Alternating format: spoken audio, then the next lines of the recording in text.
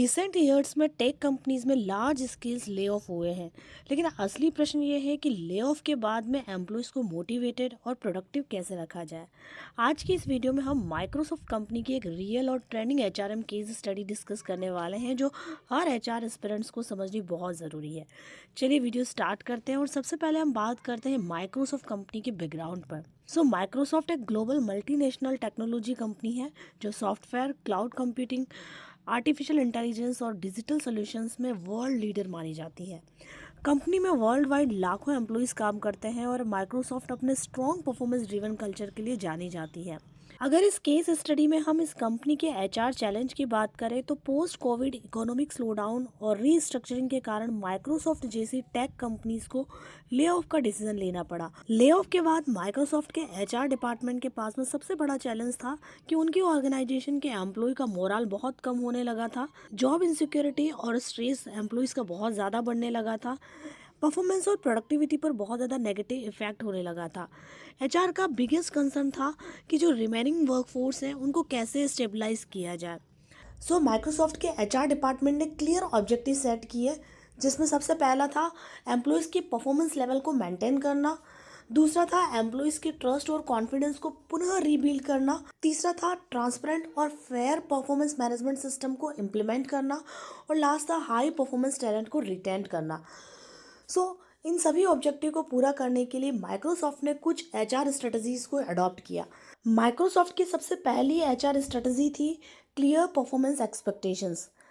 Lay off के बाद में जो रिमेनिंग एम्प्लॉयज़ थे उनके मन में सबसे बड़ा डर था कि अब कंपनी हमसे क्या एक्सपेक्ट करेगी।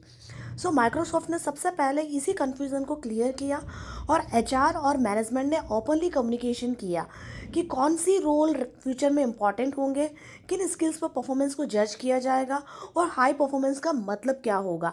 इस क्लैरिटी से एम्प्लॉयज़ को डायरेक्शन मिला और अननेसेसरी जो फियर था जॉब को लेकर वो कम हुआ। सेकेंड स्ट्रेटजी थी continuous feedback and one to one check ins. पहले एम्प्लॉयज़ को साल में एक बार अप्रेजल मिलता था, लेकिन ले ऑफ के बाद में माइक्रोसॉफ्ट ने यह समझा कि एम्प्लॉयज़ को रेगुलर गाइडेंस की ज़रूरत है और इसीलिए उन्होंने अपने मैनेजर्स को regular one to one meetings करने को कहा। इसके अलावा फीडबैक टाइमली और कंस्ट्रक्टिव दिया गया, प्रॉब्लम्स को अर्ली स्टेज पर रिजॉल्व किया गया, जिससे एम्प्लॉय को ये फील हुआ कि कंपनी हमें इग्नोर नहीं कर रही है बल्कि सपोर्ट कर रही है। कंटिन्यूस परफॉर्मेंस मैनेजमेंट से एम्प्लॉयज़ का जो ट्रस्ट था वो और मैनेजमेंट पर बढ़ा और परफॉर्मेंस जो है वो इम्प्रूव हुई। थर्ड स्ट्रेटजी थी रीस्किलिंग और अप स्किलिंग की। ले ऑफ के बाद में एम्प्लॉयज़ को जॉब इनसिक्योरिटी होती है और माइक्रोसॉफ्ट ने इसी फियर को अपॉर्चुनिटी में बदला।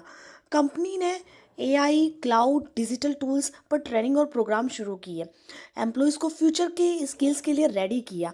वहीं उन्होंने इंटरनल मोबिलिटी को भी एनकरेज किया, जिससे एम्प्लॉय को ये मैसेज मिला कि अगर आप सीखते रहेंगे तो कंपनी आपके साथ रहेगी। कहीं ना कहीं एचआर ने ट्रेनिंग एंड डेवलपमेंट मॉडल को इम्प्लीमेंट किया, जिससे एम्प्लॉय की स्किल्स लेवल जो है एनहांस हुई और उनका जॉब को लेकर जो फियर था, जो इनसिक्योरिटी थी, वो रिड्यूस हुई।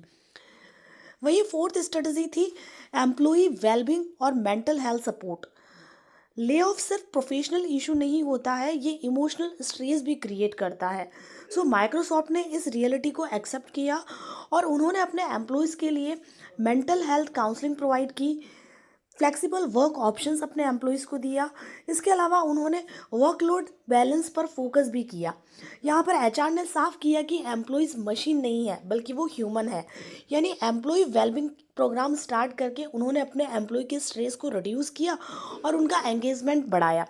वहीं एचआर की फिफ्थ स्ट्रेटजी थी manager as coach not just boss. Microsoft ने मैनेजर्स की रोल रीडिफाइन किया और मैनेजर को सिर्फ टास्क असाइन करने वाला बॉस नहीं बताया बल्कि कोच और मेंटोर भी बनाया। मैनेजर्स को ये ट्रेन किया कि वो अपने एम्प्लॉयज़ के साथ में एम्पैथी दिखाए, उनके साथ में ओपन कम्युनिकेशन रखें, एप्रिशिएशन और करेक्शन का बैलेंस बनाए रखें। इससे टीम कल्चर पॉजिटिव हुआ। कहीं ना कहीं माइक्रोसॉफ्ट ने लीडरशिप डेवलपमेंट प्रोग्राम्स के थ्रू अपने एम्प्लॉयज़ के ट्रस्ट को बिल्ड किया और उनके मोटिवेशन लेवल को और एनहांस करने की कोशिश की। इन सभी एचआर स्ट्रेटजी का कंबाइंड इफेक्ट ये हुआ कि एम्प्लॉयज़ का कॉन्फिडेंस लेवल इंक्रीज हुआ, प्रोडक्टिविटी स्टेबलाइज्ड हुई।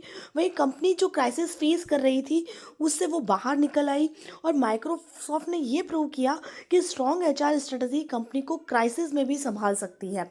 सो इन एचआर स्ट्रेटजीज के बाद में एम्प्लॉयज़ की प्रोडक्टिविटी स्टेबलाइज हुई, एम्प्लॉय का ट्रस्ट और एंगेजमेंट धीरे धीरे इम्प्रूव होने लगा, एम्प्लॉय की स्किल्ड और हाई परफॉर्मिंग एम्प्लॉयज़ कंपनी के साथ में बने रहे। वहीं ओवरऑल एचआर इंटरवेंशन ने ऑर्गेनाइजेशन को पोस्ट ले ऑफ फेज में स्टेबलाइज किया। तो कहीं ना कहीं इस केस स्टडी से ये लर्निंग मिलती है कि क्राइसिस के समय एचआर की स्ट्रेटेजिक रोल सबसे ज़्यादा इंपॉर्टेंट होते हैं। वही परफॉर्मेंस मैनेजमेंट इवैल्यूएशन नहीं बल्कि डेवलपमेंट टूल होना चाहिए। इसके अलावा कम्युनिकेशन, लर्निंग और इम्पैथी एम्प्लॉय रिटेंशन की है। माइक्रोसॉफ्ट की यह HRM case study clearly prove करती है कि क्राइसिस मैनेजमेंट में एचआर पॉलिसी से ज़्यादा एचआर माइंडसेट मैटर करता है।